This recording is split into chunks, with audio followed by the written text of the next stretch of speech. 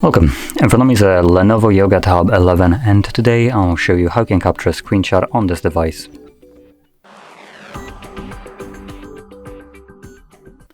So to get started, you want to open up content that you wish to capture. I will be using home screen as an example for this, so it's already open and visible for me.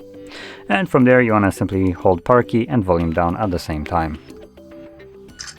You have this sound with a pop-up. After a moment it will disappear. There we go. And once it does, you can navigate into your Photos tab or application, and in here you'll find screenshots. As you can see, there it is.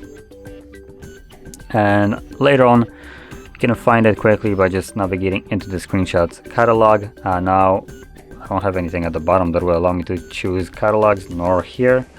So I assume it might show up once there is more images and all that stuff visible here, but if it doesn't, you can simply just capture a new screenshot and then tap on the text right here, and it will show you all the screenshots that you have captured over the time.